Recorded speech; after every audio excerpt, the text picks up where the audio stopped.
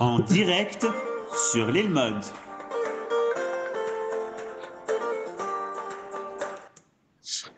Mesdames, Messieurs, bonsoir. On est très contents. On retrouve le Rav Elikling pour ce troisième volet sur la relation ambiguë entre la terre d'Israël et le peuple d'Israël.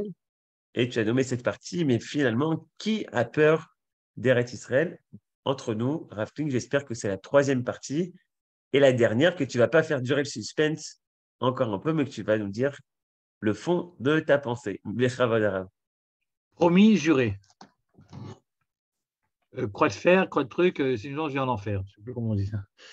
Bien, alors, oui, on avait commencé par poser les jalons. D'abord, dans un premier temps, on s'était posé la question pour prouver qu'en effet, la relation était plus qu'ambiguë, elle était anormale, puisque d'une part, on avait un peuple qui aimait son pays de manière incontestable, et d'autre part, on avait vérifié que pendant toutes ces générations, il a tout fait pour ne pas y habiter, y compris jusqu'à aujourd'hui.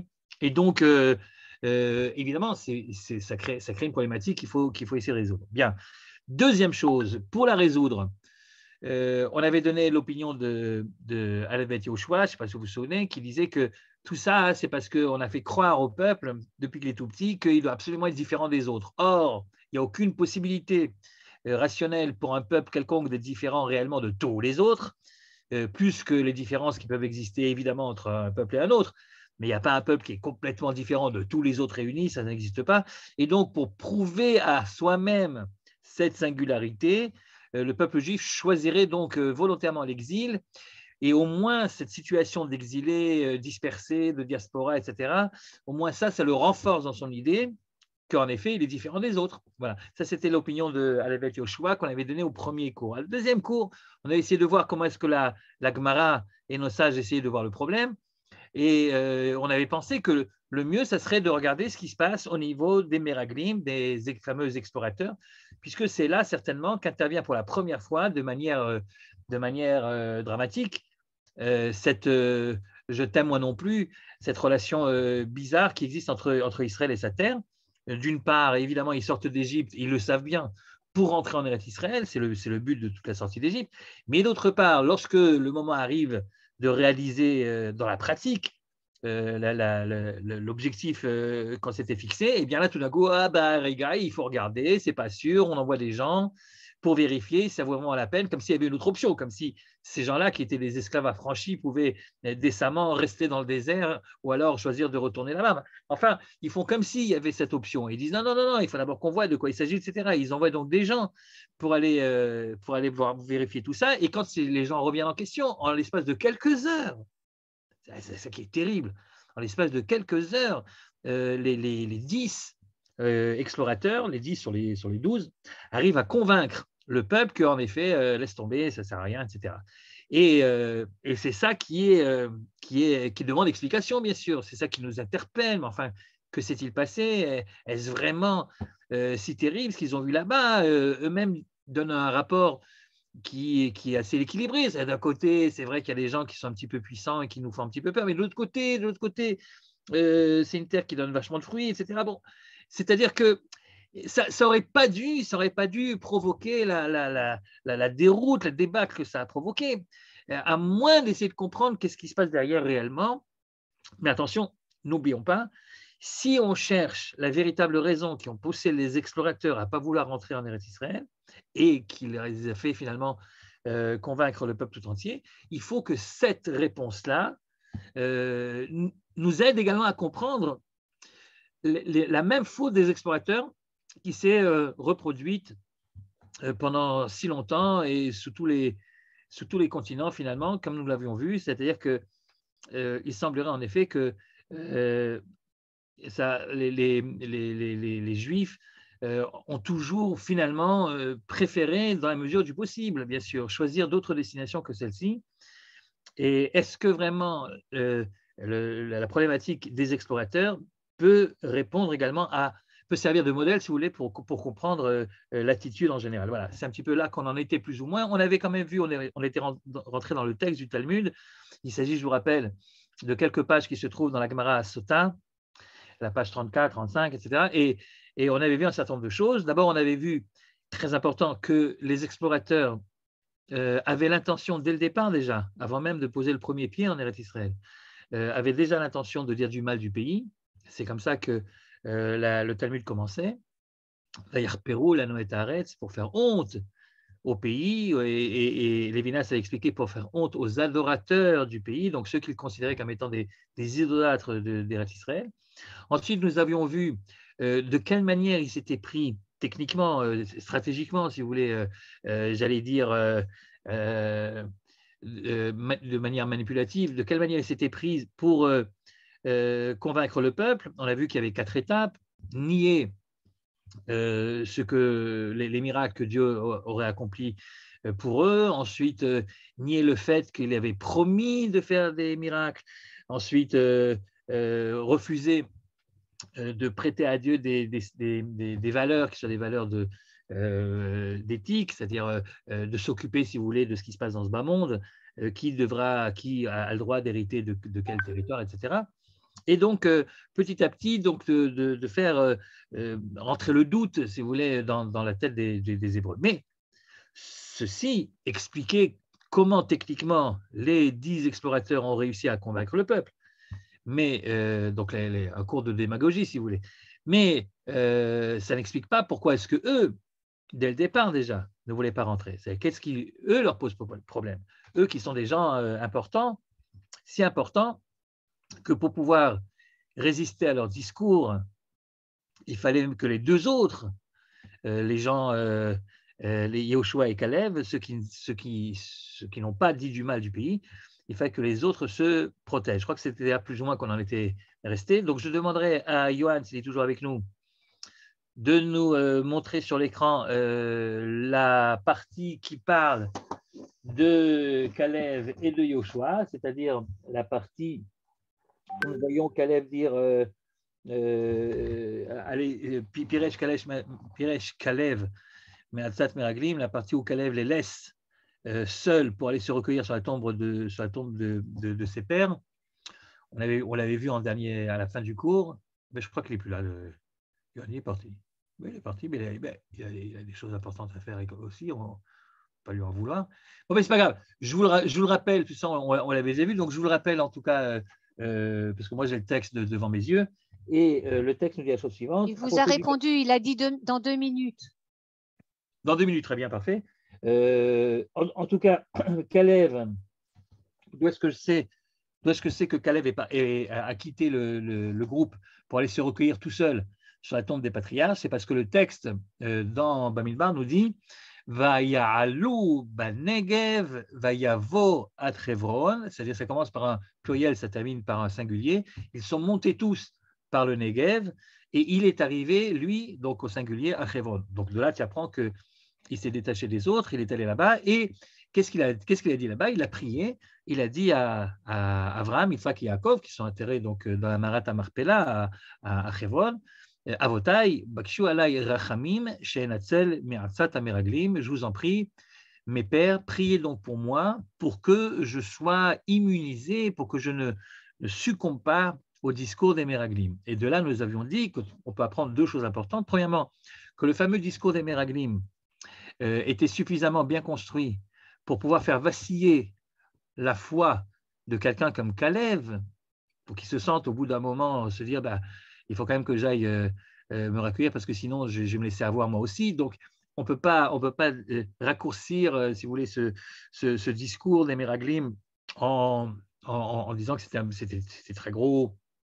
et que finalement c'était pas convaincant. Non, c'était convaincant pas seulement pour le peuple, mais c'était convaincant également pour des gens aussi bien formé que quelqu'un comme Caleb. Vous voyez, donc il est obligé d'aller se recueillir sur la tombe de ses pères à Hebron. Et puis la deuxième leçon qu'on avait appris de là, c'est que lorsque vous et moi, on peut se sentir quelquefois, on peut sentir notre foi défaillir concernant notre droit et notre devoir sur la terre d'Israël, le mieux finalement, c'est de faire un petit tour à Hebron.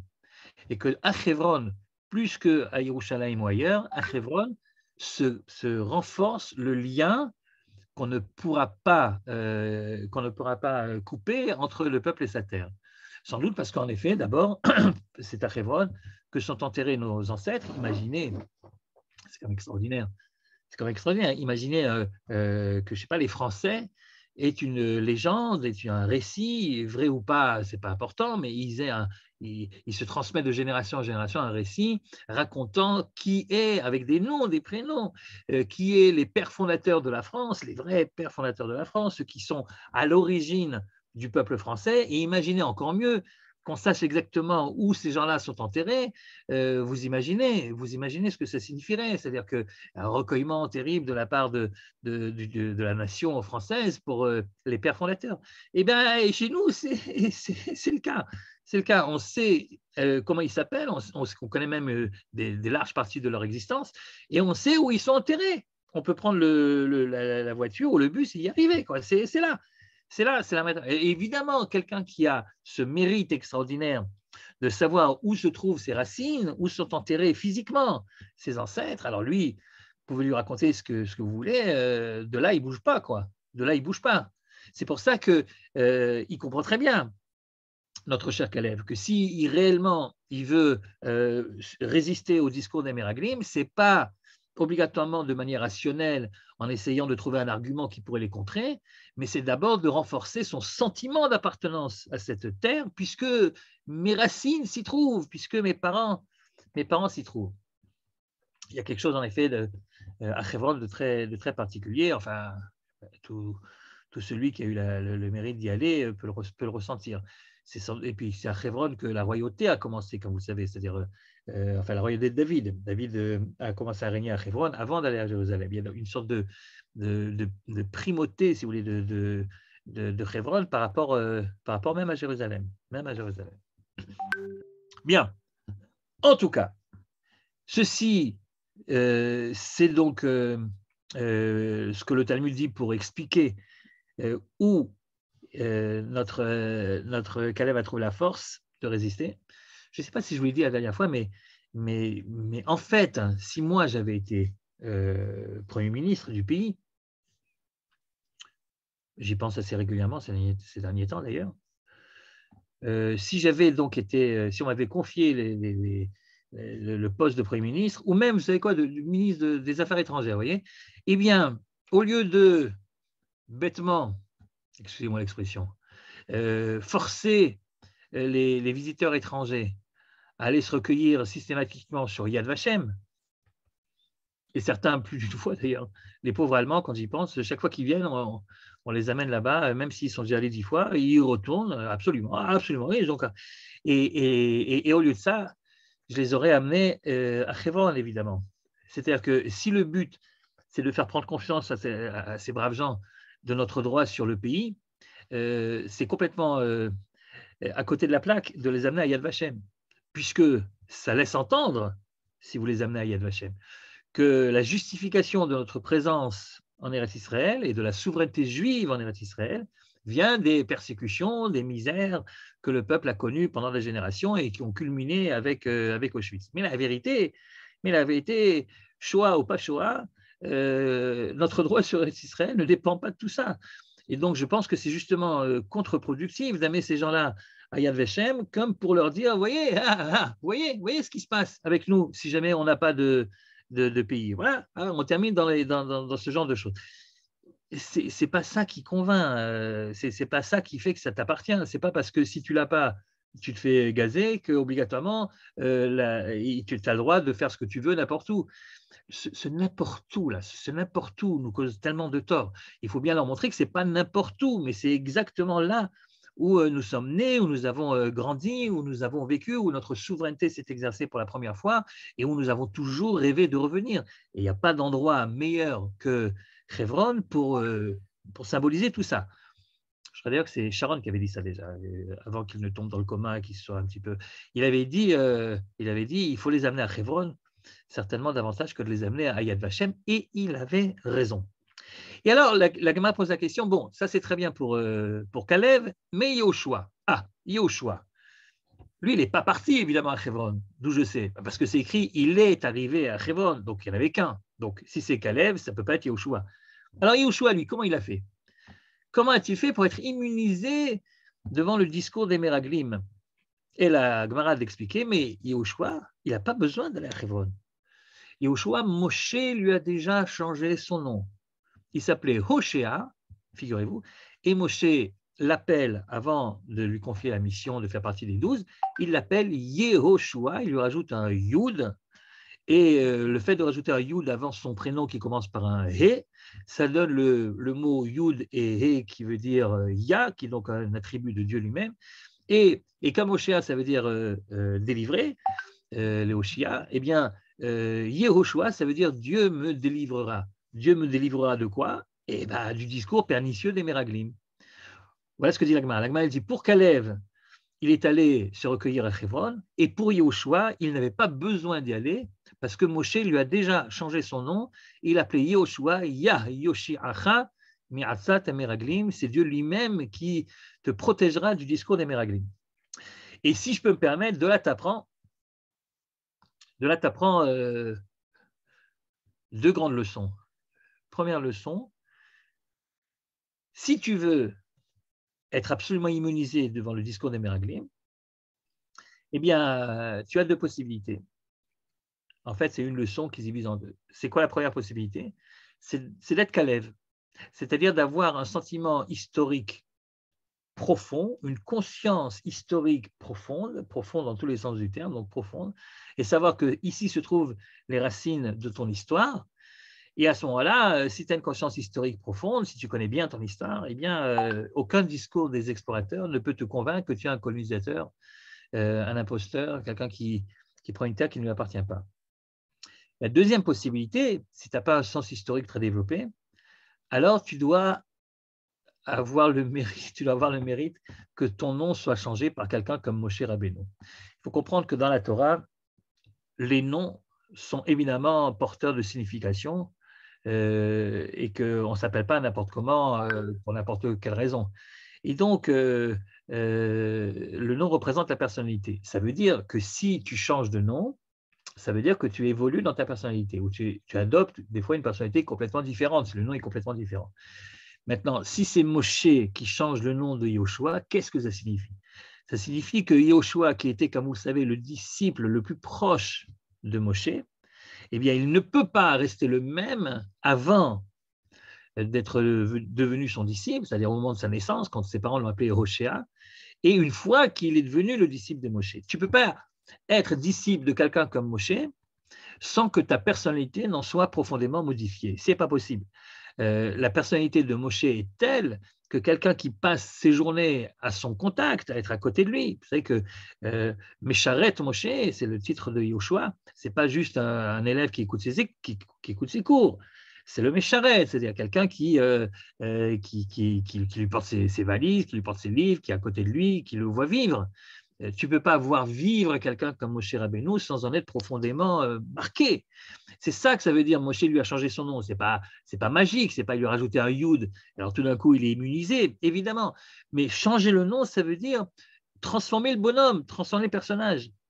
Et si tu as la chance d'étudier la Torah avec quelqu'un comme Moshe, c'est pas obligatoirement Moshe lui-même, mais quelqu'un qui sait étudier la Torah de manière saine, alors à ce moment-là, tu n'as même pas besoin d'aller à Hebron. Le discours des Meraglim ne t'atteint même pas. Mais vous comprenez, il faut ou l'un ou l'autre. Ou bien tu as une conscience historique prononcée à la Kalev, ou bien tu as une conscience religieuse avérée à la Yehoshua. Tu as étudié avec quelqu'un comme Moshe Rabbeinu. Et alors à ce moment-là, c'est sûr que les Meraglim ne peuvent pas t'atteindre. Mais si tu n'as ni l'un ni l'autre, si tu as ni une conscience historique profonde, ni une conscience religieuse bien assise, ne t'étonne pas si un jour tu ne vas pas retrouver tes enfants aller vivre à Berlin ou aller vivre à Los Angeles, même si tu habites en Israël. À plus forte raison que si tu n'as ni la conscience religieuse ni la conscience historique, tu ne risques pas de vouloir un jour quitter ton beau pays, je ne sais pas, les bords de la Seine ou les bords du Rhône, pour aller rejoindre Israël. Évidemment, pourquoi tu veux tout d'un coup que tu aies cette idée-là? Pour pouvoir avoir l'envie de venir vivre ici, et si tu y es, pour pouvoir avoir l'envie de ne plus jamais le quitter, tu dois être ou Kalev ou Yehoshua. Le mieux, c'est d'être des deux. Le mieux, c'est d'avoir à la fois une conscience historique profonde et en même temps d'avoir une éducation toranique saine. Vous savez, toutes sortes d'éducation toranique, on ne va pas rentrer là-dedans, mais il faut avoir une éducation toranique saine, quoi, par des gens qui savent de quoi ils parlent. Et alors, à ce moment-là, évidemment, tu es immunisé. Alors, qu'est-ce qu'on a vu? On a vu que les Méraglim voulaient déjà du mal du pays avant même d'y avoir mis les pieds. On a vu comment est-ce qu'ils s'y sont pris pour convaincre le peuple que finalement, tout compte fait, ce n'était pas la peine d'y rentrer. Et on a vu comment est-ce que Caleb et Yoshua ont pu, chacun à sa manière, résister au discours des Méraglim. Mais ce qu'on n'a pas encore vu, c'est le discours lui-même des Méraglim. Non pas vis-à-vis du peuple. Là, ils ont utilisé toutes sortes d'arguments auxquels ils ne croyaient même pas, comme on l'a vu la dernière fois, mais les vrais arguments, ceux qu'ils se disaient entre eux depuis le jour où ils ont quitté le campement du désert jusqu'au jour où ils sont revenus, donc 40 jours après, dans ce même campement, de quoi parlaient-ils donc? Qu'est-ce qu'ils se disaient les uns les autres pour se convaincre mutuellement que décidément, il ne fallait pas rentrer? Ça, on ne l'a pas encore vu. Et c'est ça, évidemment, le cœur de notre sujet. C'est pour ça que je rassure notre ami Johan, ce cours sera bien le dernier sur ce sujet. Donc. Alors, qu'est-ce que dit la Gemara là-dessus? Je ne sais pas si Johan il est rentré. Ah oui, je vois qu'il est rentré. Alors, Johan, si jamais tu peux nous mettre le passage. Alors, c'est le passage, en fait, c'est le passage qui dit la chose suivante. Vesham Achiman Sheshai Vetalmai. Je ne sais pas si tu l'as ce passage quelque part. Enfin, si tu l'as, tant mieux. Si tu ne l'as pas, ce n'est pas grave, je vous lis le texte. Donc, on est toujours dans la fameuse page 34b de la Masechet Sota. Et voilà ce que dit le texte. Le verset que le Talmud va commenter, c'est le verset qui dit Vesham, et là-bas, ils ont vu Achiman, Sheshai et Talmai, Yelidé et Anak, ils ont vu là-bas les trois géants, Achiman, Sheshai et Talmai. Yelidé et Anak, c'était les enfants de géants, donc des gens particulièrement imposants. Et alors, de nouveau, le Talmud fait comme il a fait tout au début, c'est-à-dire il va jouer avec les noms de ces personnages.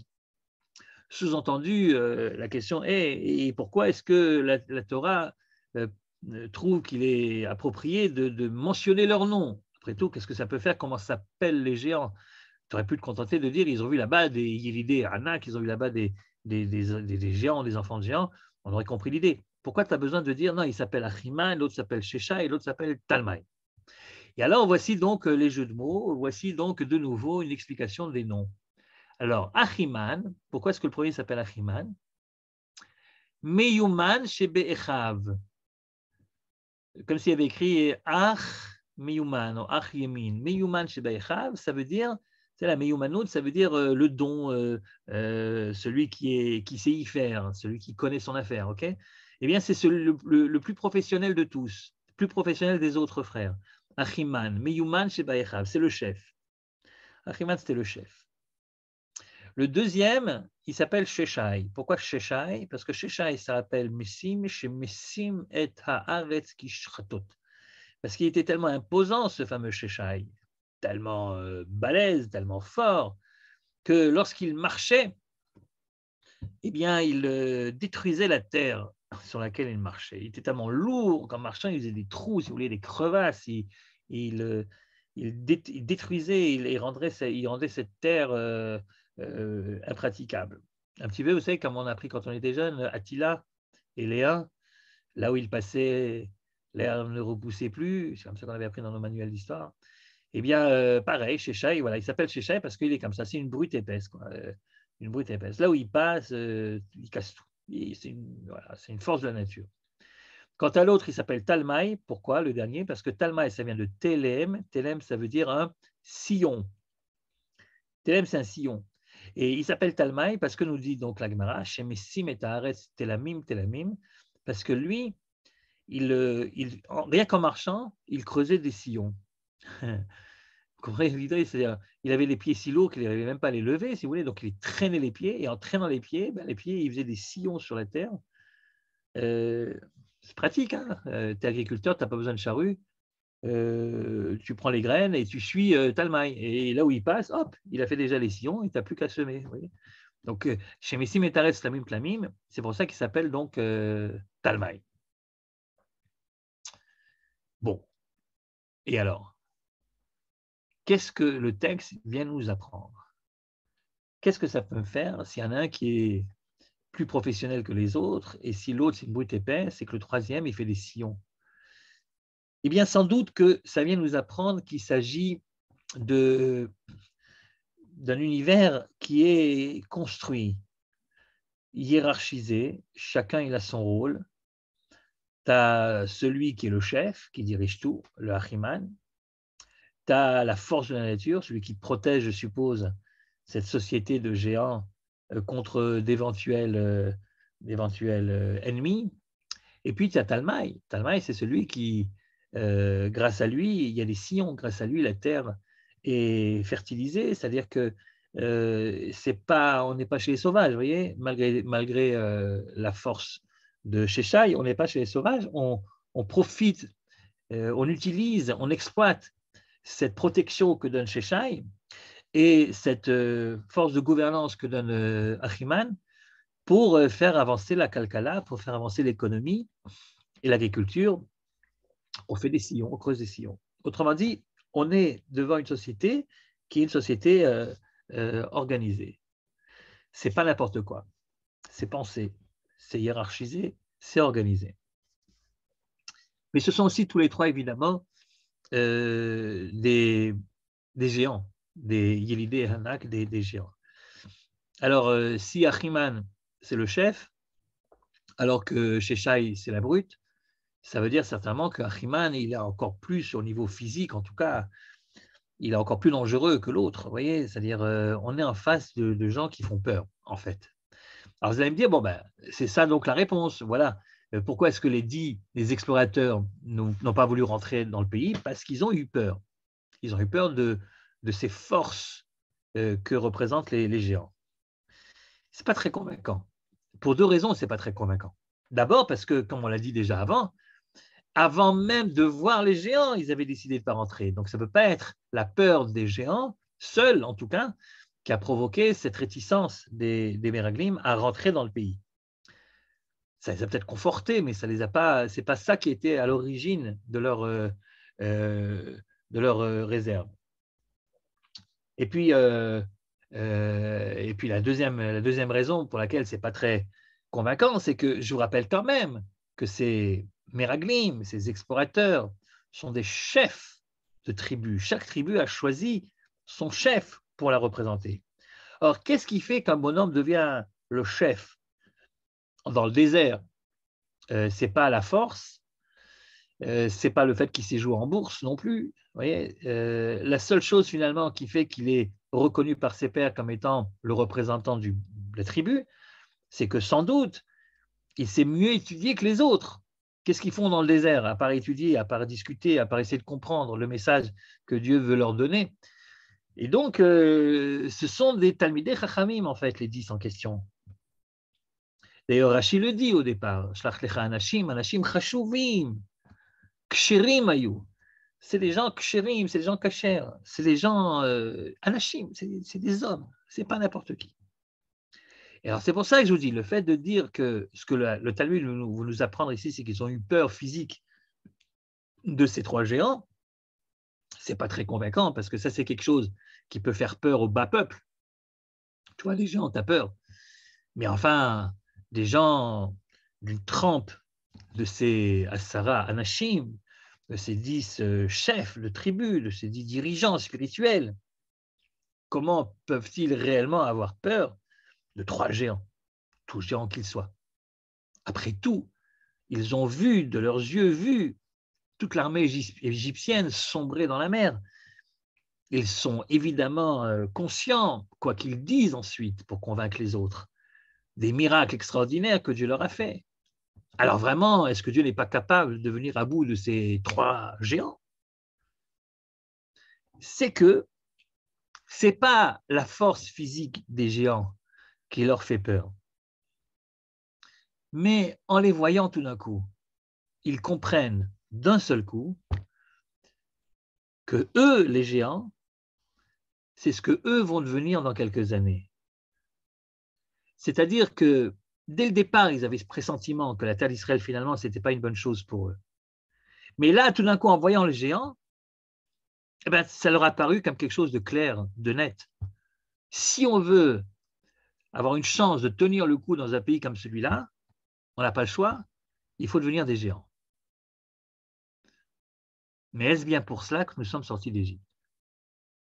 Ça veut dire quoi devenir des géants? Ça veut dire développer les qualités dont justement, on vient de le dire, on n'a pas besoin dans le désert.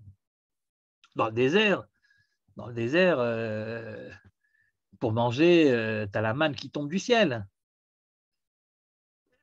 Pour boire, tu as l'eau du puits de Myriam qui t'accompagne miraculeusement. Pour venir à bout de tes ennemis, tu as les nuées protectrices miraculeuses. Qu'est-ce qu'il te reste à faire? Étudier, quoi. Oui, mais si tu rentres en Eretz Israël et tu quittes le désert protecteur, alors là, c'est une autre paire de manches. C'est un pays qui n'a pas l'air facile.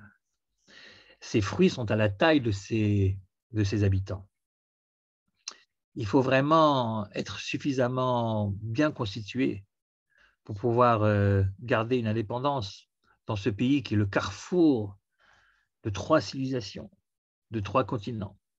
C'est-à-dire que chaque fois qu'il y a une puissance, que ce soit celle du Nord ou celle du Sud, qui va vouloir envahir l'autre, elle va passer par chez nous.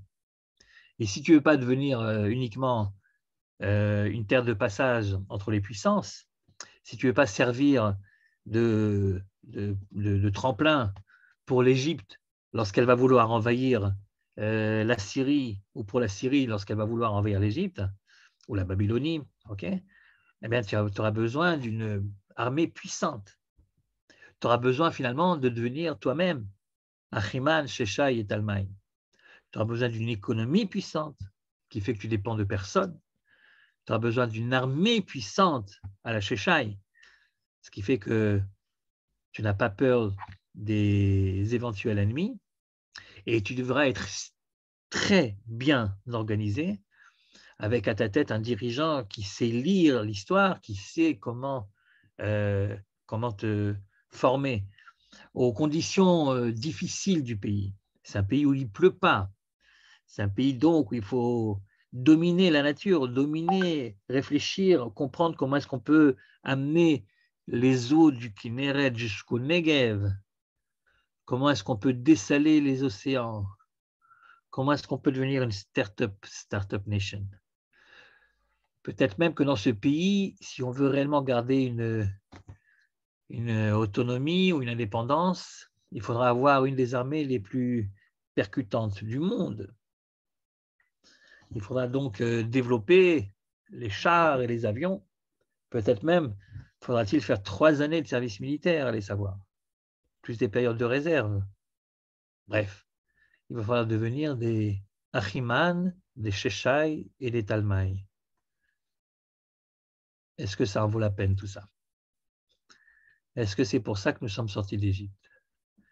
Ce n'est pas seulement, comme on le dit souvent, que des rabbanim hésitent à faire le pas, à monter eux-mêmes en Israël ou à faire monter leurs ouailles, parce qu'ils ont peur de ne plus trouver de situation ici. Vous savez, souvent on entend ça, c'est des sionistes religieux qui vous disent que si des rabbins, grands rabbins, décident de rester en Chutz La'aretz, c'est parce qu'ils savent bien qu'ici, finalement, on n'a pas besoin d'eux, quoi. On a suffisamment de rabbanim, mais en général avec des connaissances bien supérieures, et donc qu'est-ce qu'ils vont faire? Ils vont être au chômage.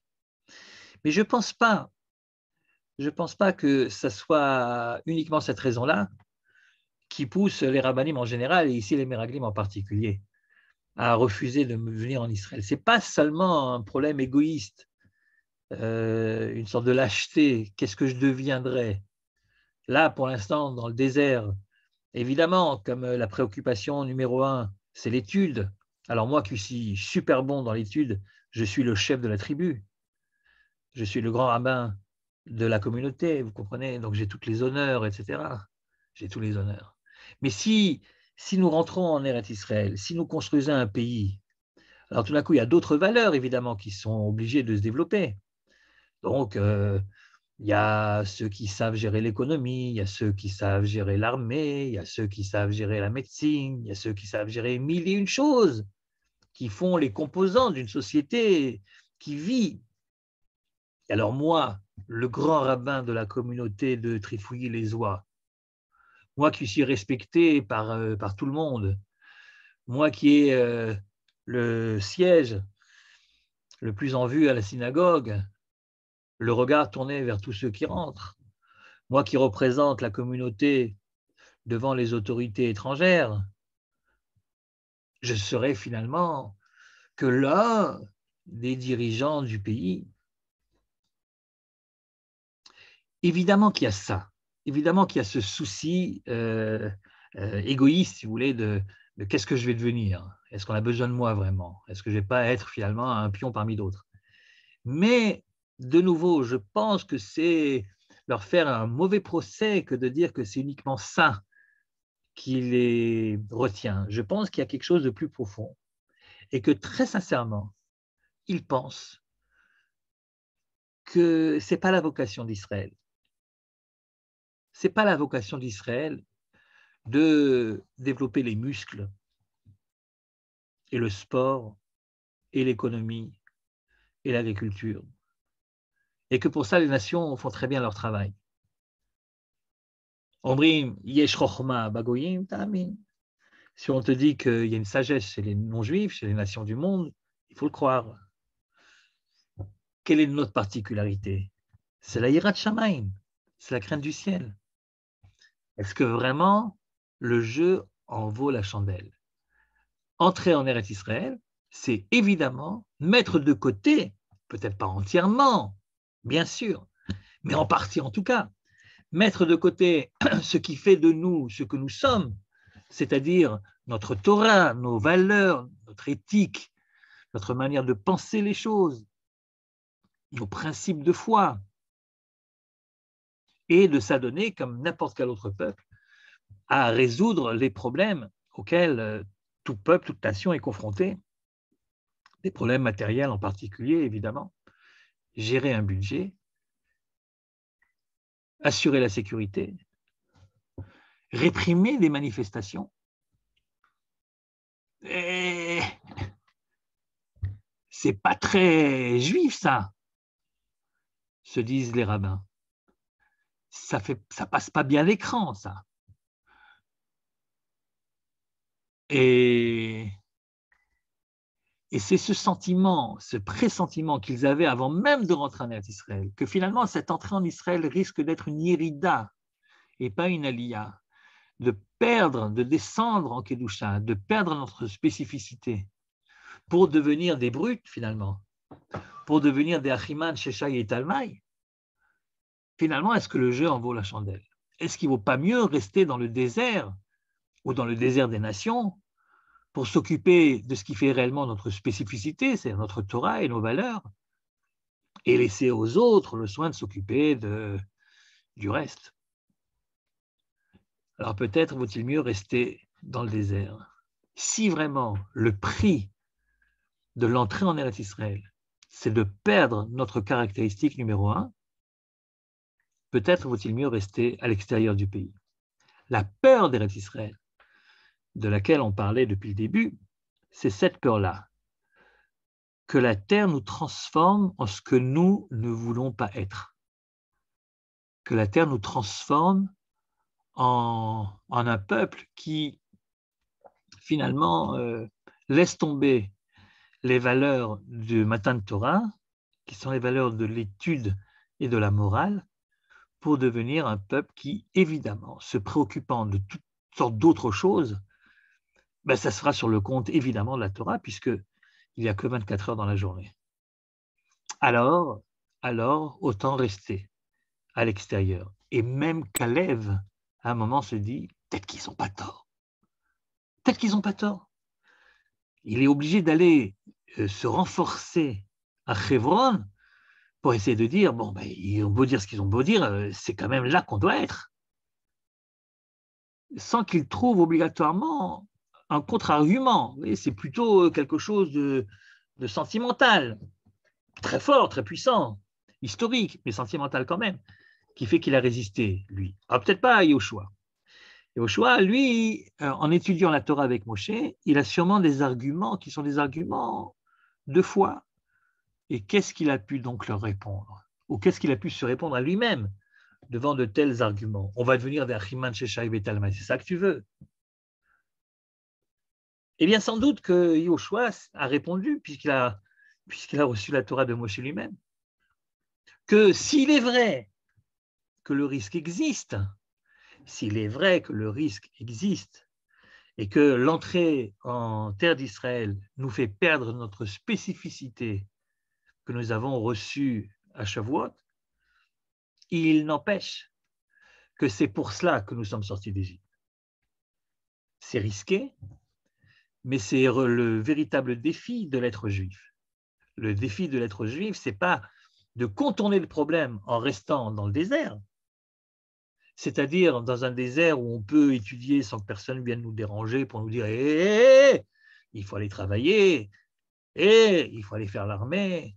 Non, c'est de se créer un désert, c'est une yeshiva dont les portes et les fenêtres sont bien closes, bien fermées, pour ne pas avoir surtout les besoins du peuple qui est à l'extérieur.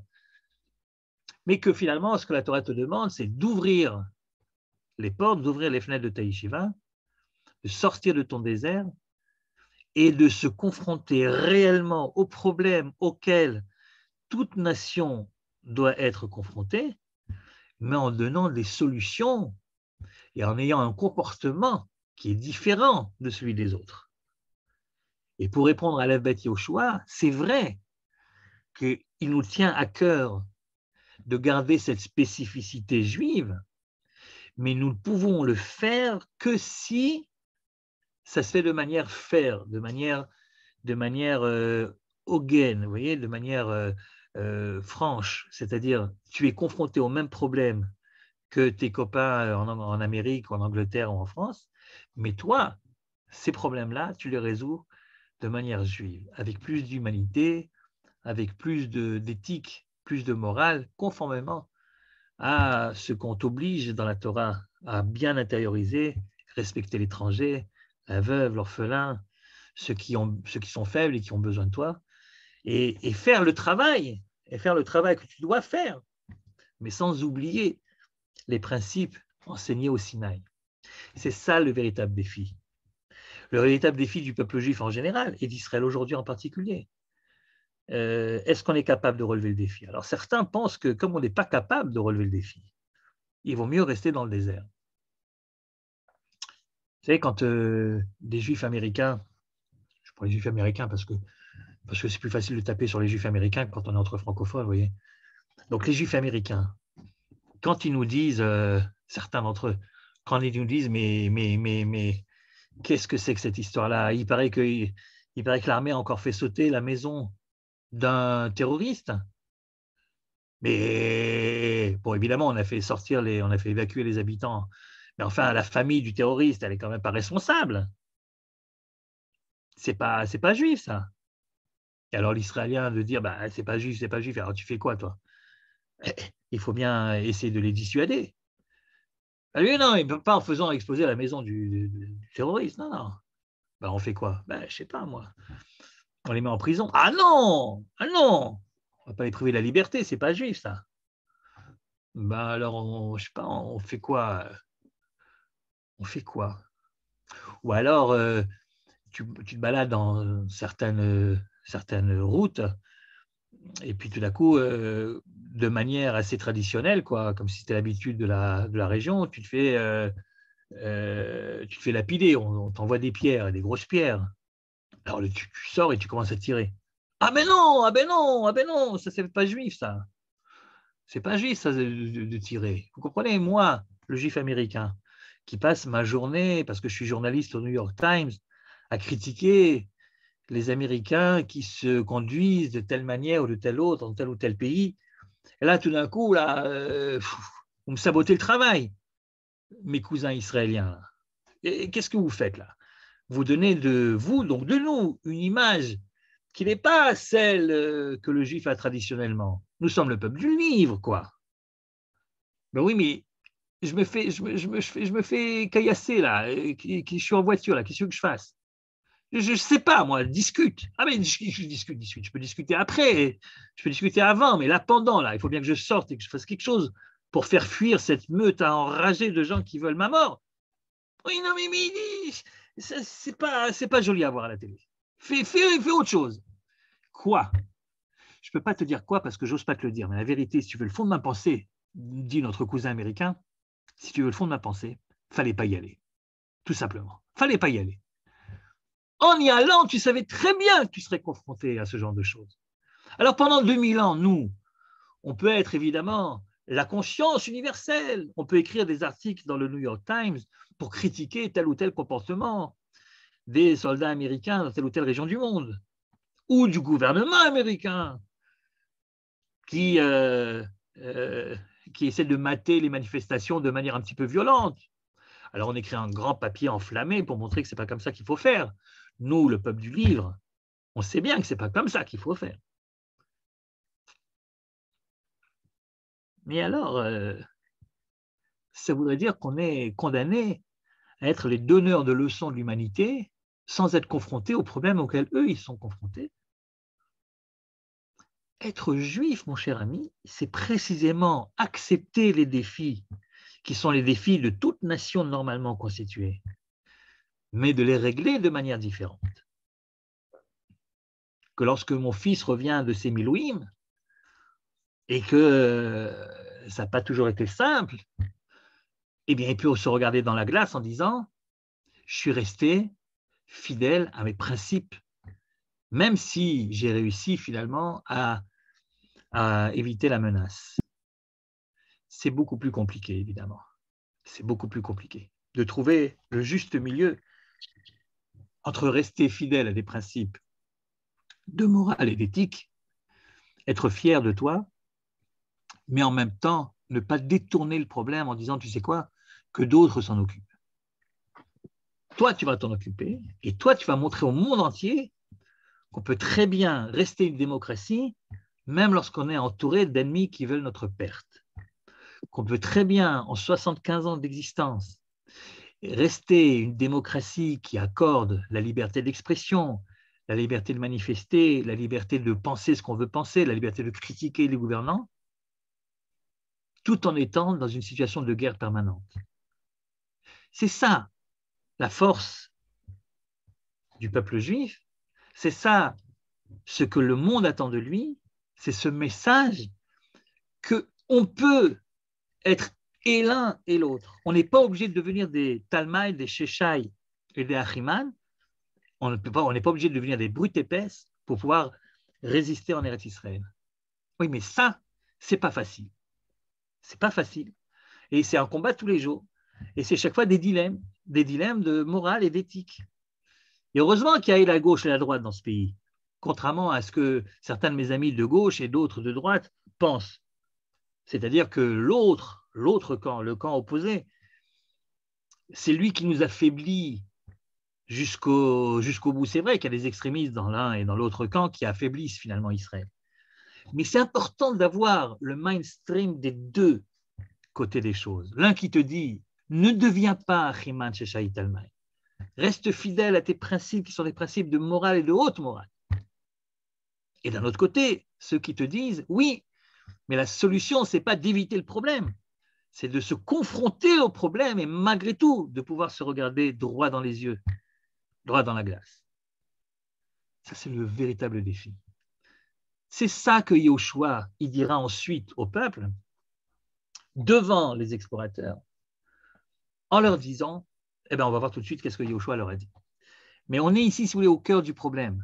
On est au cœur du problème. Pourquoi est-ce qu'Israël, en tant que peuple, a tellement peur d'Eretz Israël? Il a peur que Eretz Israël lui fait perdre son âme.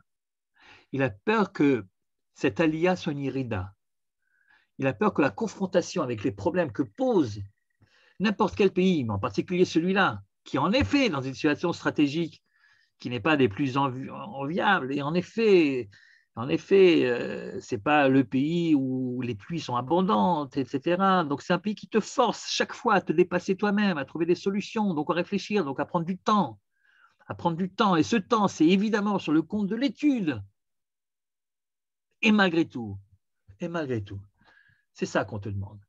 Personne n'a décidé de faire de toi, n'a voulu faire de toi un peuple uniquement de l'étude de la loi.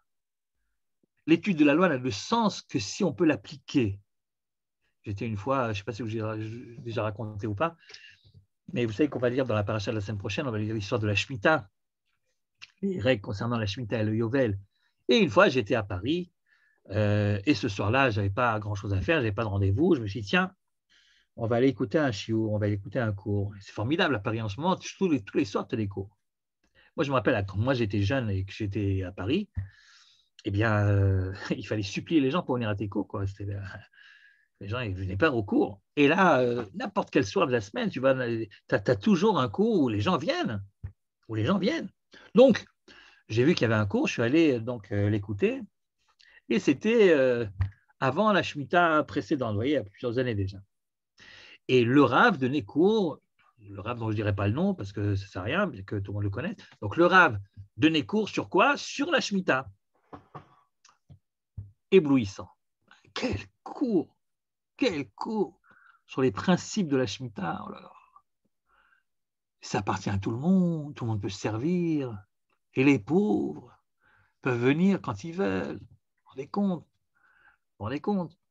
Bien que ce soit ton terrain, quoi, c'est ta terre, mais tu as tellement accepté, intégré les principes de la Torah que tout d'un coup, tu vas faire autre chose cette année-là et tu vas laisser ton terrain ouvert à tous les vents, n'importe qui peut prendre, n'importe qui peut se servir. Qu'est-ce que c'est beau, C'était tellement bien expliqué qu'à la fin de son exposé, les gens ont applaudi. Ensuite, le type a demandé quelqu'un une question. Et j'ai dit, ouais, moi j'ai une question. Et je lui ai posé la question, je lui ai dit, mais c'est l'année prochaine la Shemitah. Tu vois, c'est ça, c'est l'année prochaine la Shemitah. Alors je me suis tourné vers la salle et je leur ai demandé, et comment vous comptez appliquer les principes qu'on vient d'étudier? Grand embarras dans la salle, c'était une salle juive, la moitié était médecin, l'autre moitié était avocat, pas un seul agriculteur. Et l'autre me dire, le rabbin qui me dit, mais de toute façon, on avait mal compris, jeune homme, on avait mal compris. Même s'il y avait eu par hasard des agriculteurs dans la salle, à Paris et même à la campagne, on ne peut pas appliquer la Shemitah. La Shemitah, c'est une loi qu'on applique qu'en Eretz Israël. Ah, j'ai dit, ah bon, alors tout ce qu'on a appris là depuis 1 heure, c'est de la théorie. Je dis, oui, c'est de la théorie, bien sûr. Je dis, ah bon, ben ça va, j'ai plus de questions. Évidemment, c'est facile. Quand tu n'as pas une terre et quand tu n'as pas une Shemitah à faire respecter, c'est facile d'écrire des grands articles ou de faire des grands shiurim sur l'importance de la Shemitah, sur les valeurs qu'elle véhicule. Mais le véritable défi, c'est d'avoir une terre, pas de l'étudier dans le texte, d'avoir une terre et d'essayer de respecter de la manière la plus fidèle possible. La Shemitah qu'on t'a enseignée, c'est de créer une médecine qui respecte les principes d'éthique du judaïsme. C'est de créer une agriculture, une industrie, une armée qui respecte les principes contenus dans la Torah. Non pas les étudier, mais les mettre en pratique. Alors ceux qui ont peur d'Eretz Israël, c'est ceux qui sont persuadés qu'on n'en est pas capable. Je vais vous dire, ce n'est pas un manque de confiance en Dieu, c'est un manque de confiance en nous. On n'est pas capable. Et si on n'est pas capable, autant ne pas essayer. Alors, qu'est-ce que dit Yoshua?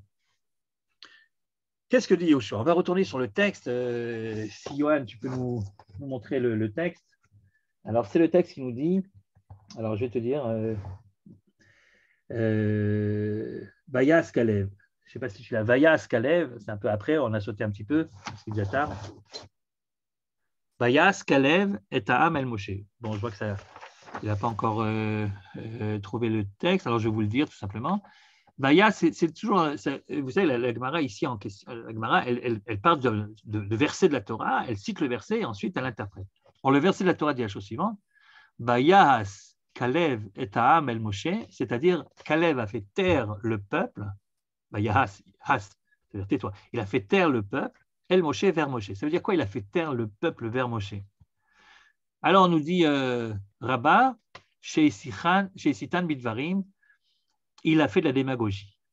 C'est-à-dire il a réussi à les faire taire. C'est un peuple qui est à deux doigts de la rébellion, de la révolte, qui est en train de dire devant le rapport alarmiste des explorateurs, oui, ils ont raison, on n'a rien à faire ici, il faut retourner, qu'est-ce qu'on est venu faire ici, on va tous mourir, etc. Ce sont des géants. Bon, il faut les faire taire pour essayer de leur faire comprendre raison. Et comment faire taire une foule qui crie? Comment faire taire une foule qui crie? Alors, Kalev dit, Vayas Kalev et Ta'am el Moshe, Amar Rabba, chez Hesitan Bidvarim. Il a réussi à faire un tour de démagogie, de manipulation. En fait, ce qui s'est passé, c'est la chose suivante. Patach Yehoshua. C'est d'abord Yehoshua qui a voulu parler. Yehoshua, il a voulu en placer une. Il a voulu dire quelque chose. Mais tout le monde l'a fait taire tout de suite. Il n'a pas réussi à sortir le premier mot de sa bouche. Tout le monde l'a fait taire. Vous savez pourquoi? Ils lui ont dit, mais toi, Yehoshua, tais-toi. Ils savaient très bien que Yehoshua, il allait parler pour Moshe. Et donc, ils ont dit à Yehoshua, tais-toi. Ouais, c'est ce qui est exactement ça. On est à Maraba chez Isam Ibri. Ouais. Il a vu que Yehoshua, des Kamishta, il voulait parler. Amrele, ils lui ont dit, Den, est-ce que c'est normal? Rosh Keti'a Yemalel, est-ce qu'un homme qui a la tête coupée peut prononcer un mot? C'est une façon de parler. Un homme qui a la tête coupée, c'est assez cruel. Ça veut dire, en fait, pour Yehoshua, quelqu'un qui n'a pas d'enfant. Yehoshua n'avait pas d'enfant. Alors, les Hébreux disent à Yehoshua, toi, tais-toi. Toi, de toute façon, tu n'as aucune responsabilité. Tu n'engages que toi. C'est facile de dire on va rentrer, on va rentrer, on va rentrer. Ben, évidemment. Si nous, on rentre, c'est nos enfants qui vont devenir orphelins. Et si toi, tu rentres, de toute façon, qu'est-ce qui va arriver? Tu n'as aucune responsabilité. Si un jour, chers amis, si un jour, la gens juive vous propose de sortir en shlichut pour essayer de convaincre vos frères juifs restés en diaspora de venir en Israël, vérifiez d'abord que vous êtes mariés et que vous avez des enfants. Parce que sinon, la première chose qu'on va vous dire, c'est « Ah bah oui, ben toi c'est normal, de toute façon tu risques rien ». Tu as beau leur expliquer qu'il y a d'autres personnes en Israël qui, eux, sont mariés et ont des enfants, ça ne change rien. Il faut que toi, tu sois responsable d'une famille et pas seulement de toi-même. Et donc, ils ont fait taire ainsi Yehoshua. Quand il a vu ça, Caleb, il s'est dit « Oh là là, ils sont durs, hein. Si moi je parle, ils vont aussi me trouver quelque chose. » Pas la même chose, bien sûr, mais enfin, ils vont aussi me trouver quelque chose. Donc, il a dit « Si jamais moi je parle, ok, si moi je parle, Imri bimilta, ils vont me trouver quelque chose. Vechasminli, ils vont me faire taire. Amar lahen, alors il leur a dit, et là je suppose qu'il a pris un grand souffle pour essayer de ne pas être interrompu tout de suite. Il leur a dit, Vechizo bilvad asalanu ben Amram. Vous croyez que c'est seulement ça qui nous a fait le fils d'Amram?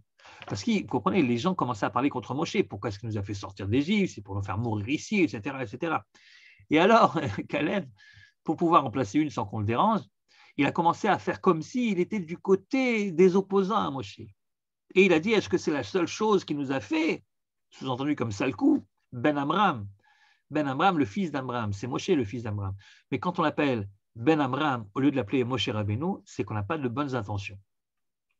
Et donc, pensant qu'il va dire du mal de Moshe, ils se sont tus.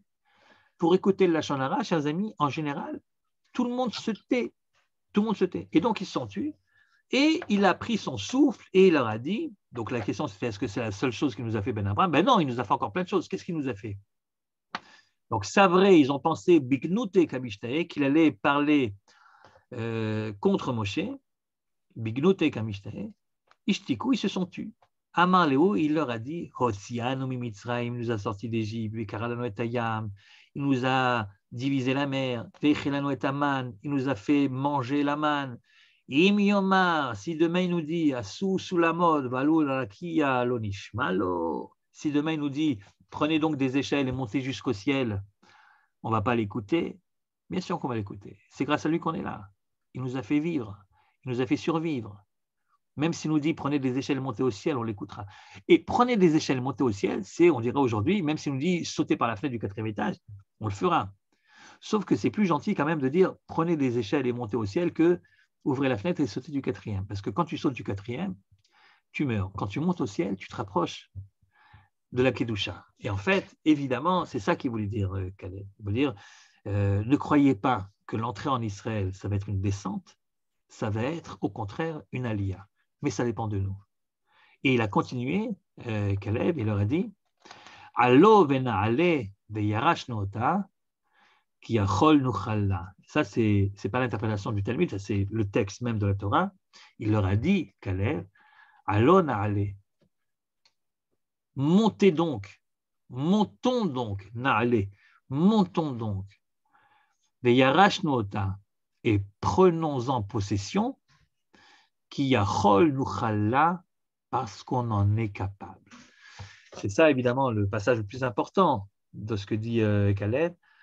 Montons, prenons-en possession parce qu'on en est capable. Qu'est-ce qu'il veut dire par là? Il s'adresse à la fois au peuple et à la fois aux Meraglim, en leur disant, vous faites erreur, vous croyez que nous ne sommes pas capables d'être confrontés au problème que la Terre, finalement, nous oblige au défi que la Terre nous renvoie. Vous pensez que nous ne sommes pas capables? Nous en sommes capables. On est capable tout en restant très juif. On est capable tout en gardant notre spécificité. Mais pour ça, il faut avoir confiance en nous. Alona ale, vous verrez que ce sera une aliyah. Mais yarashnoota, on pourra réellement en prendre possession. Qui yachol nuchal la, on en est capable. Yuchal la, c'est au féminin. On est capable de la dominer, de la domestiquer. Il parle de la terre, évidemment. On est capable de résoudre les problèmes que la terre nous pose sans obligatoirement devenir des achiman chez Shaïv et Talmaï. C'est pas simple, c'est pas évident. On est capable. Et on va le prouver. Voilà ce que dit Caleb. Mais malheureusement, sa voix, même si il a, grâce à son petit coup de démagogie, il a réussi à les faire taire, alors faisant croire qu'il allait parler contre Moshe, et malgré tout, comme vous le savez, ça n'a pas marché. Et finalement, le peuple a décidé de ne pas rentrer en Eretz Israël. Et comme on ne peut pas forcer quelqu'un à recevoir des cadeaux, eh bien, il n'est pas rentré. Et c'est seulement 40 ans après que la génération suivante, celle qui est née dans le désert, ou celle qui avait moins de 20 ans, à l'époque de l'affaire, c'est ceux-là qui sont rentrés. Mais juste pour terminer, parce qu'il est vraiment déjà très tard, juste vous lire un passage, je ne sais pas si tu l'auras, parce que j'ai sauté pas mal de trucs. Batissa kolaeda vaitno et kolim vaifku. Je ne sais pas si tu l'as, bon, si tu l'as pas, c'est pas grave. Batissa kolaeda, toute l'assemblée s'est mise à élever la voix. Vaitno et kolam vaifku, et ils ont pleuré. C'est cette nuit-là, finalement, ils se sont tous mis à pleurer, se lamentant du fait qu'ils sont sortis d'Égypte pour rien, qu'ils vont tous mourir dans le désert, que ça ne sert à rien, et que tout est perdu. Et là-dessus, le Talmud dit, cette nuit-là, c'était Tisha B'Av. Amar Abba, Amar Rabbi Yochanan, Oto Haerev, Tisha B'Av Haya, c'était en fait Tisha B'Av. Et c'est le premier Tisha B'Av de l'histoire. Amar Akadosh Baruch Hu, c'est comme si Dieu leur avait dit, Hen Bachu Bechiya Shel Chinam, ils ont pleuré pour rien. Vani Ekva Lahem Bechiya Ladorot, et un jour ils pleureront pour quelque chose. Dans les générations qui suivront, le Tisha B'Av, ça sera un jour de deuil, mais cette fois-ci pour quelque chose de sérieux. Un peu comme votre maman, enfin la vôtre, je ne sais pas, la mienne, qui lorsque je pleurais pour n'importe quoi, pour rien en fait, comme la plupart des gosses, ouais, eh ben, elle me donnait souvent une petite torgnole, et après elle rajoutait, et maintenant tu sais pourquoi tu pleures. Ben, c'est un peu pareil, vous voyez, vous avez pleuré pour rien, et un jour vous pleurez pour quelque chose, c'est le premier Rosh Hashanah de l'histoire. Et enfin, dernière chose que je vais vous montrer, c'est comment est-ce qu'ils sont morts, les 10 explorateurs. Non, parce que les autres, on sait comment ils sont morts, ils ont tourné en rond dans le désert jusqu'à ce que mort s'en suive. Mais les explorateurs, comment est-ce qu'ils sont morts? Alors, le texte dit la chose suivante. Ils sont morts, dit le texte, d'une magefa, d'une épidémie. Mais quelle magefa? Ben, ça, c'est pas écrit. D'accord? Jusqu'à ce que vienne Rabbi Shimon ben Lakish. Et il dit chez Metu Mita Meshuna, c'est une magefa qui n'existe pas dans les bouquins, c'est une magefa très spéciale, unique, qui n'a jamais eu lieu avant, qui n'aura jamais lieu après. Mita Meshuna, une mort curieuse, bizarre. Qu'est-ce qu'il veut dire par là, Resh Lakish? Ben, il veut dire par là, vous savez, connaissez le principe Mida Keneged Midat. On est puni en général dans la Torah de la même manière qu'on a fauté. La punition rappelle la faute. Et pourquoi est-ce que cette punition, elle est tellement singulière, Meshuna? C'est parce que la faute est singulière. C'est parce qu'on n'a jamais vu un peuple qui refuse sa terre et en même temps qui l'aime beaucoup. Alors, comme vous avez une faute très bizarre, très curieuse, très singulière, eh bien, la punition aussi, elle sera bizarre et singulière. Metu, mita, meshuna, ils sont morts d'une mort singulière. Mais alors, le plus intéressant, c'est le suivant. Alors, ça, c'était Resh Lakish, mais Amar Rabbi Hanina bar Papa, Darash Rabbi Shila, Ish Kvat Marta, Melamed, voilà comment ils sont morts, je vais le dire, moi, comment ils sont morts. Chez Nishtarbev les Shonam, leur langue s'est allongée, Venafal al Tiburam, et elle est arrivée jusqu'au nombril, Vayutolaim, et il y avait des vers de terre, Yotzot Mileshonam Venechnasot Betiburam, qui sortaient de leur langue et qui rentraient par leur nombril dans leur corps, ou Metiburam Venechnasot Bilshonam, et ensuite ils faisaient le tour complet et ils remontaient du nombril, ils se retrouvaient sur la langue. Et en attendant, évidemment, vous pouvez imaginer qu'ils prenaient un petit bis, un petit morceau à chaque fois. Okay, et ainsi de suite. Donc, ils faisaient le tour. Donc, les vers de terre montaient et descendaient. Voilà ce qu'il pense, lui, Rabbi Shila. C'est marrant, on dirait un film de Hitchcock, là. Donc, comment est-ce qu'ils sont morts? Leur langue s'est allongée, c'est-à-dire il y a des vers qui sont sortis de la langue, qui sont rentrés par le nombril, qui sont remontés par la langue, et c'est comme ça qu'ils sont morts. Mais comment il sait? Mais comment il sait? Il n'y était pas, lui. Nous non plus, on n'y était pas. Mais comment il sait? En fait, il ne veut pas nous dire comment c'était. Il veut nous dire comment ça aurait dû être. Si ça avait dépendu de lui, ben voilà comment est-ce qu'il serait mort. Il serait mort Mida Kenegen Mida. Finalement, ceux qui les a tués dans le désert, ce n'est pas les ennemis, ce n'est pas Achiman Sheshait Almai, ce n'est pas les difficultés d'Israël, ce qui les a tués. C'est leur propre conception des choses, c'est leur bouche, c'est leurs paroles qui ont créé les propres vers qui vont les dévorer de l'intérieur. Lorsque nous avons un problème avec notre lien sur la terre d'Israël, lorsque nous ne sommes plus sûrs de nos capacités à venir à bout des défis de la terre d'Israël, lorsque nous ne sommes plus sûrs de nos droits sur la terre d'Israël, lorsqu'on doute, le problème, c'est jamais la menace extérieure. Le problème, c'est que nous produisons nos propres vers qui vont nous manger de l'intérieur. C'est que nous parlons d'une manière qui, en fait, provoque notre propre mort. Et la grande leçon des explorateurs, finalement, c'est que le véritable ennemi d'Israël, concernant sa relation avec sa terre, ce ne sont pas les ennemis d'Israël, qui ne font que profiter de la faiblesse d'Israël. Le véritable ennemi d'Israël, en ce qui concerne sa relation à la terre, c'est Israël lui-même.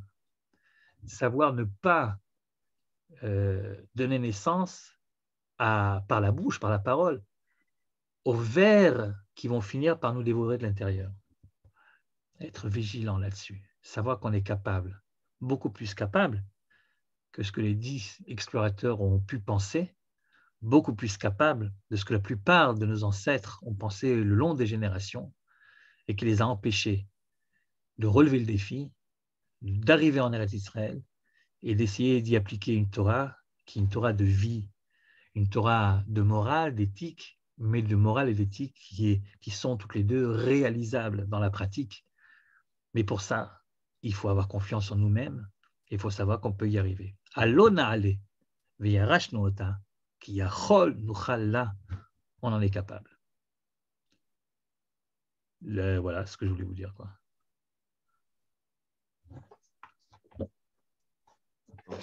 Toda rabba, merci beaucoup, Afrin. Beaucoup. C'est génial. Est-ce qu'il y a des questions? On comprend. Vas-y, maman. J'ai dit, on comprend les gens de sa conférence qui ont applaudi. Qui c'est qui applaudit? Non, c'est l'autre qu'ils ont applaudi. C'est l'autre rabbin, c'est pas le. Oui, d'accord. Des questions, chers amis. Mais oui, ça les rassurait. Ouais. Mais est-ce qu'on n'est pas obligé quand même d'argumenter face aux gens qui attaquent Eretz Israël? Ils leur ont répondu quand même, Kalev et Yoshua. Ils ont essayé de faire quelque chose. Est-ce qu'on peut laisser dire tellement de mal par d'autres juifs sans répondre? Et cette réponse, elle est obligatoirement dure, difficile. Je veux dire, il est obligatoire que malgré tout, comment arriver à contrôler sa langue de façon à ne pas produire des vers, quoi. Je vais vous dire, il faut répondre. On ne peut pas laisser dire des choses sans réagir. Il faut répondre. Mais attention, la réponse sera d'autant plus efficace qu'elle prendra en compte les véritables craintes de ceux qui énoncent leurs attaques. C'est-à-dire, le fait de dire ce sont tous des mécréants, sont tous des traîtres, c'est pas ça qui va arranger les choses. C'est-à-dire, il faut faire l'effort de comprendre d'où provient cette peur. Et que cette peur, finalement, elle n'est pas complètement dénuée de base. Il y a quelque chose très profondément qui, en effet, fait peur en Eretz Israël. Okay, et la première, à mon avis, hein, bien sûr, à mon avis, la première des conditions pour avoir un discours qui peut être entendu par ceux qui ne partagent pas le même point de vue que toi, c'est d'abord de montrer que tu entends ce qu'ils disent, que tu comprends d'où vient cette peur que toi, tu ne partages pas. Mais si tu leur montres que pour toi, elle est absolument basée sur rien du tout, et que ça n'est que de l'auto-antisémitisme, et que ça n'est que de la méchanceté, et que ça n'est que de la volonté de nuire, et qu'il n'y a rien de patriote dans tout ça, comment tu vas arriver à convaincre? Ce que j'ai essayé de dire ce soir, c'est précisément de ne pas être aussi manichéen que ça. C'est-à-dire, ils ont dit quelque chose qui avait un sens. Il faut juste qu'on leur explique que ce sens qu'ils donnent à leur crainte, il n'est pas basé, il n'est pas vrai, il n'est pas juste, il est dangereux. Mais si tu leur dis qu'ils l'inventent, que tout ça vient d'une mauvaise intention et uniquement d'une mauvaise intention, comment tu veux convaincre? Il n'y a pas de dialogue possible. Et la vérité, comme ce sont nos frères et qu'on vit ensemble, on a l'obligation d'essayer de les convaincre. Et donc, l'obligation d'abord d'essayer de les comprendre.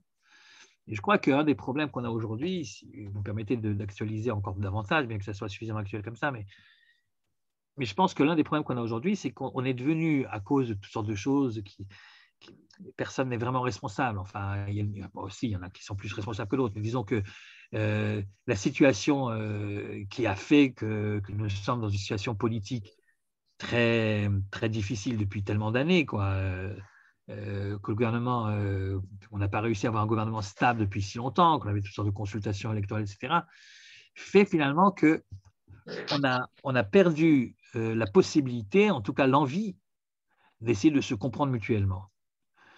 C'est-à-dire que, bon, ben, tu penses comme ça, c'est que tu as tout de suite plein de qualificatifs qui te viennent à l'esprit, tu ne te gênes pas pour les dire, évidemment, ce qui ne fait que d'agrandir le fossé au lieu d'essayer de le combler. Des deux côtés, bien sûr.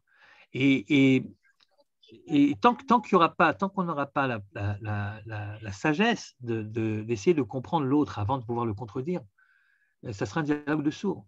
Le dialogue de sourds, il ne profite à personne. Alors, pour répondre à votre question, bien sûr qu'il faut réagir, bien sûr qu'il faut dire, il faut expliquer. Et on ne peut pas laisser dire des choses qu'on ne peut pas laisser dire, qu'on ne peut pas entendre.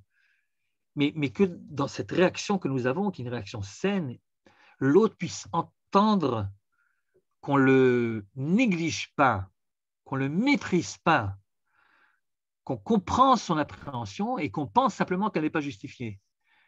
Et c'est ça, je pense, qui manque aujourd'hui dans le dialogue que nous avons les uns avec les autres. Moi aussi, j'ai une question, mais peut-être hors sujet. On m'entend? Oui. Je voudrais savoir par rapport aux guerres de Yehoshua qui sont considérées par certains comme des génocides, enfin j'entends plein de choses. Est-ce que les commentateurs ils disent que justement, par rapport à ce que tu disais avant, la Torah, ça a été des guerres faites avec l'esprit de la Torah? Ben oui, c'est-à-dire si tu regardes Maïmonide sur les lois concernant les règles, les guerres, tu vois bien que c'est pas, ce qui prête à confusion, ce qui est tout à fait normal, ce qui prête à confusion, c'est un certain nombre de versets qui semblent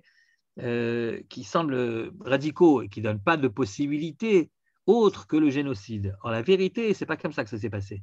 C'est pas comme ça que ça s'est passé, c'est-à-dire qu'il fallait, y compris pour les guerres contre les 7 peuples, il fallait d'abord leur proposer la paix, il fallait donner les conditions de la paix, et c'est seulement si les conditions étaient refusées qu'il fallait faire la guerre. Maintenant, c'est quoi les conditions de la paix? C'était d'abord et avant tout accepter les 7 mitzvot fondamentales, c'est-à-dire renoncer à l'idolâtrie et être prêt à vivre sous une souveraineté qui est une souveraineté juive, Mais évidemment, il ne s'agissait pas de tuer tout le monde ni de les rendre citoyens seconde catégorie. Il s'agissait simplement de pouvoir créer une société sur des bases qui devraient être des bases communes, même si tout le monde n'est pas juif.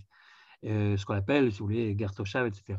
Et c'est seulement, dit Maïmonide, même pour les 7 peuples, c'est seulement dans le cas où ils refusaient que la guerre pouvait avoir lieu. Et donc, vous savez, le judaïsme, ce n'est pas la Bible. Hein. Le judaïsme, c'est la lecture juive de la Bible. Il faut faire attention. Et donc, bon, j'avoue, je conçois que si on lit uniquement le texte du Tanakh, quelquefois on a l'impression que c'était la guerre pour la guerre. Mais la vérité, si on connaît la halachot qu'il y avait derrière, ce n'était pas comme ça. Vous allez me dire, pour certains, ça ne justifie rien du tout. Vous êtes venu d'Égypte et de quel droit vous posez des conditions? Oui, bon, ça d'accord. Il faut avoir évidemment des préétablis, c'est-à-dire que c'est une terre qui appartenait déjà à Avraham, Yitzhak et Yaakov et on n'a fait que revenir chez nous. Et ça, évidemment, si on n'y croit pas, c'est compliqué. Mhm. C'est la même chose aujourd'hui. Hein. Aller expliquer qu'on revient chez nous, si tu ne crois pas que c'est compliqué. Mais évidemment, notre droit à Israël, notre droit sur notre terre ne provient pas, comme je disais tout à l'heure, ne provient pas ni des persécutions, mais le même Aleph Bet Yoshua, dans le même bouquin que je citais la dernière fois, eh bien, vous comprenez qu'il a un problème, parce que lui, c'est un patriote sioniste, etc. Et d'un autre côté, il se dit, mais comment justifier le fait qu'on soit venu imposer une souveraineté juive? Alors, c'est vrai qu'il n'y avait pas de souveraineté arabe avant qu'on vienne. D'accord, il n'y avait pas de souveraineté arabe, mais il y avait quand même une population arabe qui était là et qui aurait pu, si on n'était pas venu, ils auraient certainement, au bout d'un moment, profitant de la décolonisation générale, ils auraient certainement, au bout d'un moment, été eux-mêmes autonomes et indépendants sur cette terre. Donc, comment justifier? Alors, pour un type comme Aleph Bet Yoshua, qui est un homme de gauche avec des principes, de valeurs, de morale, etc., c'est très compliqué. Alors, il avait inventé, si vous voulez, il avait inventé une sorte de principe moral qui disait quand quelqu'un fait naufrage et qu'il est en train de se noyer dans l'eau, il a le droit moral de monter sur le premier bateau qui passe et de prendre la moitié du bateau pour lui. C'est-à-dire de prendre une partie du bateau pour lui, même si ce n'est pas le sien. Parce que sinon, il coule. Ouais, mais cet argument, si vous voulez, sécuritaire, le type qui est sur le bateau, pour lui, ça lui, bah, tu coules, c'est bien malheureux, mais quel rapport avec moi? Débrouille-toi autrement, quoi. Et donc, en fait, si vous voulez, le problème de la justification du fait sioniste par la gauche d'aujourd'hui, parce que la gauche de l'époque, celle qui a créé l'État, elle avait moins de scrupules. Ce n'était pas une gauche aussi gauchisante qu'aujourd'hui. Mais la gauche d'aujourd'hui, le problème qu'elle a de fond, c'est vraiment un problème de légitimer la souveraineté juive en Eretz Israël, alors qu'il n'y a pas réellement de case quoi, au niveau juridique, au niveau historique, etc., disent-ils. Et c'est vrai que si tu ne dis pas que c'est un peuple qui a été chassé et puis qui a toujours voulu revenir et qui finalement est revenu, si tu éclipses tout ça, c'est très compliqué, pour ne pas dire impossible, de justifier de manière morale ta présence ici. C'est-à-dire que tu es obligé, évidemment, de dire comme Caleb que c'est nos racines, c'est ici. En fait, les usurpateurs, conscients ou pas conscients, c'est ceux qui ont pris notre place quand on n'était pas là. Mais ce n'est pas nous. Nous, on est revenu chez nous, quoi. Et d'ailleurs, on n'a nulle part chez nous ailleurs qu'ici. Voilà, mais enfin, c'est déjà un autre problème, un autre débat. Bonsoir, Rav Kling. C'est exactement l'argument des explorateurs quand ils disent Ki chazak hu mimeno. Ce qui est chazak, c'était la morale de déloger un peuple par un autre. Ouais. C'est la morale qui dépasse même Dieu, entre guillemets. Quoi. Elle est plus forte que lui. Ou chazaku, la morale. Oui, il y a fait. Ouais. Ouais, c'est un grand débat, mais c'est dingue à quel point finalement les débats restent les mêmes. C'est-à-dire on est aujourd'hui dans une situation qui ressemble tellement mais c'est normal, un peuple qui a vécu tellement longtemps, il est normal que les situations reviennent finalement et nous rappellent des souvenirs historiques, surtout un peuple qui a la mémoire aussi présente que la nôtre. Alors, y a rien, on n'a rien oublié finalement. On a bien fait attention à ne rien nous faire oublier. Donc, les situations que l'on rencontre, c'est jamais des situations inédites complètement. C'est toujours des situations qui rappellent les précédents historiques. Mais heureusement, c'est pas ce que disent justement les Haredim antisionistes, tous ces arguments aujourd'hui? Oui, il y a beaucoup de ça. Ouais. Non, c'est vrai, il y a beaucoup de ça. Dans le fond, il y a beaucoup de ça. C'est-à-dire, qu'est-ce que tu vas essayer d'être confronté à l'agriculture, à la médecine, à l'armée, etc. Laisse tomber, quoi. C'est pas pour toi. C'est pas pour toi. T'es incapable de rester fidèle aux principes de morale. C'est pas possible. Et il vaut mieux rester enfermé dans ton livre, dans ta yeshiva. Au moins là, tu es tranquille de ce côté-là. C'est une fuite, en fait. C'est une fuite devant des responsabilités. Être sioniste aujourd'hui, à mon avis, le véritable défi d'être sioniste aujourd'hui, c'est précisément d'essayer de montrer que la Torah, ce n'est pas un livre d'études, mais c'est un livre qui a un mode d'emploi réellement pour une société indépendante. Justement, pour revenir à votre anecdote à Paris, où vous finissez par ça reste théorique, toute l'étude des sacrifices, enfin, il y a tellement de cas théoriques dans le Talmud que finalement, il aurait pu vous rétorquer ça, hein, le rabbin là-bas, qu'on étudie toutes les lois sur le Beth Amikdash, sur les korbanot, restent malheureusement théoriques. Non, mais mon argument n'était pas qu'il est interdit d'étudier des lois lorsqu'elles sont théoriques. Mon argument, c'était que pourquoi les garder théoriques lorsqu'on a aujourd'hui la possibilité, avec le prix d'un billet d'avion, de les rendre praticables et de vérifier s'ils sont praticables. Vous voyez, c'est ça l'argument. C'est pas évidemment qu'on étudie tout, y compris les choses qu'on ne peut pas pratiquer. Mais ça, justement, on peut le pratiquer. C'est vrai, Hazak. Hazak Uvarur, Toda Rabba Rav Kling. Bevakasha, kol tov.